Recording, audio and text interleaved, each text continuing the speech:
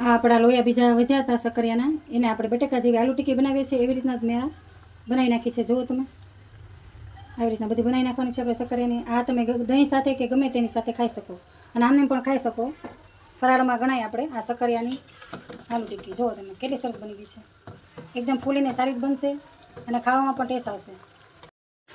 આ મેં સકરિયાની ટીકી બનાવી હતી, તમને તોડીને બતાવું છું કેટલી સરસ બની છે. જુઓ એકદમ મસ્ત અને સ્વાદની પણ સારી થઈ છે. ચાખી જોઉં છું હું તે. એકદમ પૂરી જેવી મસ્ત બની છે, સરસ મજાની. અને ચા સાથે ખાય કોઈ પણ આમને પણ તમે ખાવ તો પણ સારી લાગે છે. એકદમ ટેસ્ટ મસ્ત આવ્યો છે આનો.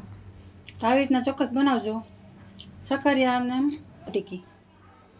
મેં લોયા વાળ્યા હતા ગુલાબજાંબુના, તે થોડાક વધ્યા હતા તો મેં આવી રીતના સકરિયાની મેં બનાવી નાખી છે.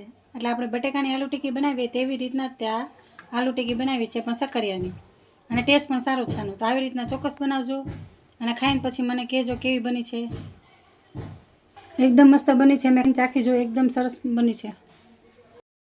તમારે આવી રીતના જાજી બનાવી હોય તો તમારે તપકીનો લોટ લેવાનો અને સકરિયા લેવાના 2-3, એમાં તમારે નાખીને એક વાટકો લોટ લેવો તો તમે 5-6 સકરિયા નાખીને આવી રીતના પૂરી મસ્ત બનાવી શકો અને ખાવામાં પણ સારી અને ટેસ્ટ પણ સારો છે આનો. એટલે આવી રીતના તમે બનાવી શકો.